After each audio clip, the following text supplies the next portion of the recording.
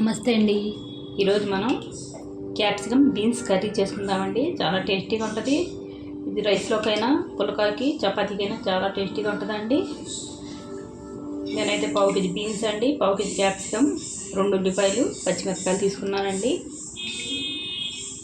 నూనె వేడెక్కిందండి. ఇప్పుడు ఈ ఉల్లిపాయలు, బీన్స్, పచ్చిమిర్చి వేసేసుకుందామండి.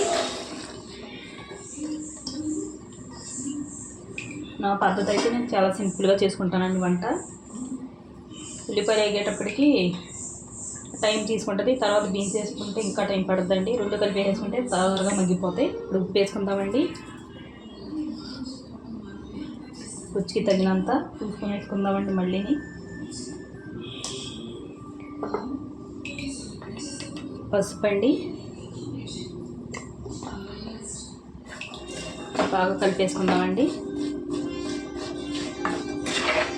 బాగా కలుపుకొని నూనెలో మగ్గనిద్దామండి. మూత పెట్టి ఈ పచ్చియేనండి బీన్స్, నేను ఉడకబెట్టలేదు. ఉడకబెట్టుకుంటే ఇందులో విటమిన్స్ పోతాయండి, ఇలాగే మగ్గిపోతాయి నూనెలోనే. మూత పెట్టి మగ్గించుకుందామండి. ఇప్పుడు చూడండి బీన్స్ మగ్గిపోయాయండి. టమాటాలు వేసుకుందాం. ఇందులో టమాటాలు అయితే నేను 6 వేసుకుంటున్నానండి. బాగా కలుపుకొని మా టమాటాలు కూడా మగ్గనిద్దామండి నూనెలో.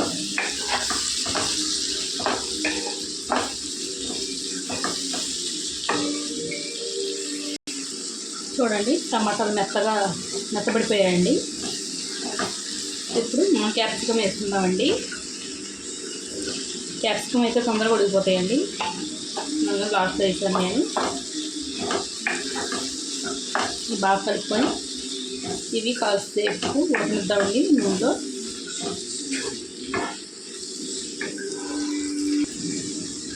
చూడండి కొద్దిగా మగ్గాయండి క్యాప్సికమ్.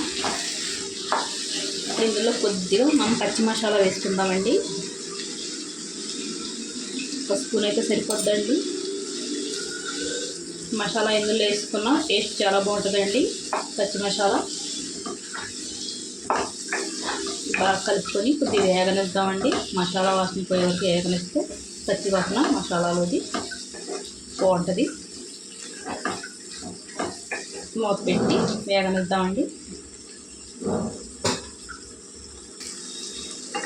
చూడండి మసాలా కూడా పచ్చి వాసన పోయిందండి. పోయే వరకు వేయించేసాను. ఇందులో మనం రుచికి తగినంత కారం వేసుకుందామండి.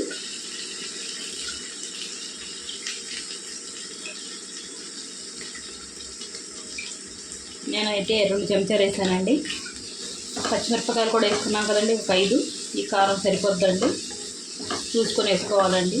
కారం తినగలిగితే ఎక్కువ వేసుకోవచ్చు, లేకపోతే తక్కువ అండి. కొద్దిగా కారం పచ్చివాసన పోయే వరకు వేసుకోవాలండి. కారం వేయగానే నీళ్ళు వేసుకుంటే కారం అవసరం వస్తుందండి కూర. దాని గురించి కొద్దిగా వేగాలండి. కారం వేగితేనే టేస్ట్ వస్తుంది మనకి కూర. ఒక నిమిషం వేగితే సరిపోద్దండి కారం. అలా నూనె వేసిన తర్వాత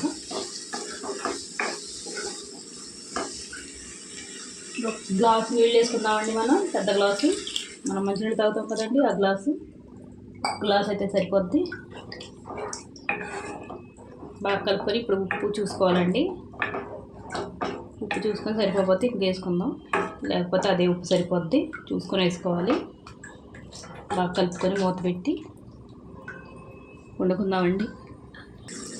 చూడండి దగ్గర పడింది. ఇలా గ్రేవీతో కావాలంటే ఇలా దించుకోవచ్చండి. లేదు మాకు గ్రేవీ అవసరం లేదు ఎక్కువ అంటే తక్కువ చేసి కొద్దిగా వండుకొని దించుకోవాలండి.